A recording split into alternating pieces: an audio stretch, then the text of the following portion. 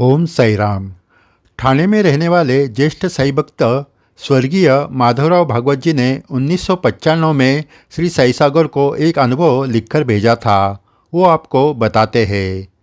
अनुभव बताने से पहले आपको विनती है कि अगर आपने ये चैनल सब्सक्राइब नहीं किया तो ज़रूर कीजिए और वीडियो के नीचे दिए गए थैंक्स बटन के द्वारा सही प्रचार कार्य को अर्थ सहाय्य करें। माधवराव भागवत जी ने कहा वो 1993 में भिवपुरी के साई मंदिर गए थे। दर्शन लेकर वहाँ से वो बस से ठाणे वापस आ रहे थे। उनके साथ एक 30-35 साल का युवक बैठा था। उसके साथ उनकी बातें होने लगी। बातें करते करते उन्हें पता चला कि वो युवक देव घराने से आता है। उसके दादाजी ने प्रत्यक्ष श्री साई बाबा का दर्शन लिया था। भागवत जी ये सुनकर बहुत खुश हुए। उन्होंने उस युवक को कहा, तुम्हारे घर में परंपरा से साई भक्ति चली आ रही है, तो आपको अनेकों साई अनुभव आए होंगे। उसमें से एक अनुभव आप बता सकते हैं क्या? वो युवक खुशी से तैयार हो गया। उसने कहा, मेरे दादाजी को श्री साई बाबा का सानिध्य मिला था। वो जब वक्त मिलता था तब शिरडी जाकर बाबा का दर्शन लेते थे।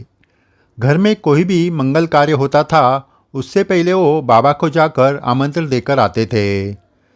एक दिन मेरे पिताजी के भाई की शादी तय हो गई। शादी का आमंत्रण कुलदेवत और ग्राम देवतों को दिया गया। दादाजी ने सबको कहा, बाकी सब आमंत्रण आप लोग दीजिए, मैं तुरंत शिरडी जाकर बाबा को आमंत्रण देकर आता हूँ। दादाजी जल्द ही शिरडी पहुँच गए। बाबा द्वारकामय में बैठे थे। दादाजी ने उनको साष्टांग दंडवत किया और उनके सामने बैठ गए। बाबा ने उनकी पूछताछ की। दादाजी ने शादी की सभी जानकारी देकर कहा, बाबा आप शादी के लिए ज़रूर आइए।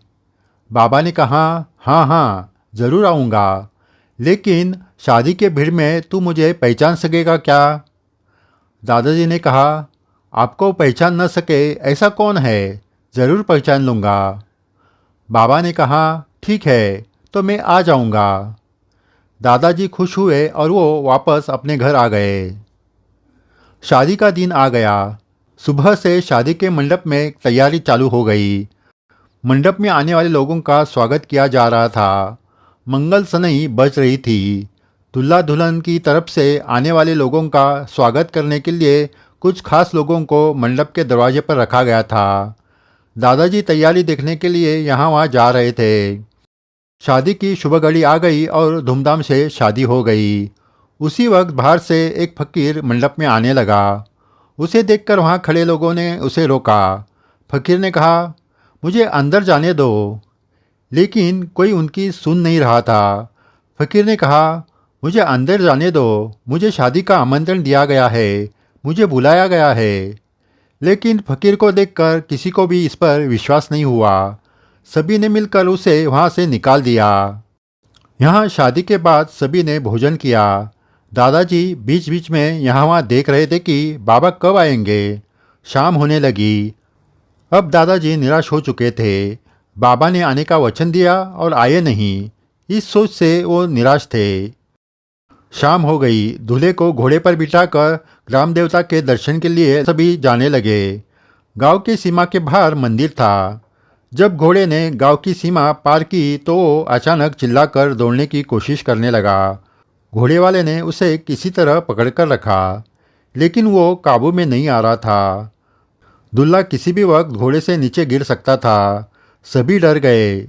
दादाजी के मन में आया कि बाबा शादी में आए नहीं, इसलिए ये विघ्न आ रहा है। वो तुरंत घर गए और पूजा घर में बाबा के फोटो के सामने खड़े हुए। हाथ जोड़कर उन्होंने बाबा को प्रार्थना की, बाबा कुछ गलती हुई तो हमें माफ़ करें। आप शादी में आए नहीं, इसलिए ये संकट आया होगा। ज़रूर आप हम पर नाराज़ हो गए। उनके आंखों में आंसू थे। वो वापस गांव के सीमा पर पहुंचे तो उन्होंने देखा कि घोड़ा शांति से खड़ा है। वो समझ गए कि ये बाबा की ही कृपा है। फिर दादाजी ने सबको कहा, अब आप आगे का सब काम करें, मैं तुरंत शिरडी निकल रहा हूँ। दादाजी जल्द ही शिरडी पहुँच गए। बाबा द्वारकामय में ही बैठे थे। दादाजी ने द्वारकामय में जाते ही बाबा को साष्टांग दंडवत किया। उनकी आंखों से आंसू रुक नहीं रहे थे। बाबा ने कहा, ऐसे रो क्यों रहा है, क्या हुआ? दादाजी ने कहा, आप सब जानते हो, मैं क्या बोलूँ? दादाजी आगे कुछ बोल नहीं पाए। उनके मन में यही था कि उनसे कुछ गलती होने के कारण ही बाबा शादी में आए नहीं होंगे। बाबा मुस्कुराते हुए बोले, मैंने कहा था ना, मैं शादी में ज़रूर आऊँगा, और मैं आया भी था। ये सुनकर दादाजी चौंक कर बाबा की ओर देखने लगे। बाबा ने आगे कहा, मैं शादी में आया था, लेकिन तेरे लोगों ने मुझे अंदर आने नहीं दिया। मेरा हाथ पकड़कर मुझे बाहर निकाल दिया। फिर मैं क्या करता? दादाजी को बहुत बुरा लगा कि शादी के काम में व्यस्त रहने से वो मंडप के दरवाजे पर ध्यान नहीं दे सके। बाबा आकर चले गए थे, ये वो जान नहीं सके, लेकिन ग्राम देवता जान गई थी। वो घोड़ा भी जान चुका था, इसलिए उसने अपना गुस्सा उतारकर इसके संकेत दिए थे। दादाजी ने बाबा के चरणों पर सर रखकर उनसे माफ़ी मांगी। बाबा ने दादाजी की पीठ थपथपाई और कहा, कोई बात नहीं, तू तो मेरा बच्चा है। माँ कभी अपने बेटे पर गुस्सा करती है क्या? रो मत, मैंने तुझे माफ़ किया, आके पोंछ ले। तुझे पछतावा हुआ, इसमें सब आ गया। दादाजी का मन शांत हो गया और वो बाबा का आशीर्वाद लेकर घर वापस आ गए। इस तरह देव परिवार के उस युवक ने भागवत जी को अनुभव बताया। भागवत जी की आंखें नम हो चुकी थी। ऐसे अद्भुत अनुभव आज भी भक्तों को आ रहे हैं। आगे भी ऐसे अनुभव आपको सुनाए जाएंगे। अगर आपने ये चैनल सब्सक्राइब नहीं किया तो ज़रूर कीजिए और चैनल के नीचे दिए गए थैंक्स बटन के द्वारा सही प्रचार कार्य को अर्थ सहयोग दीजिए। जय साई राम।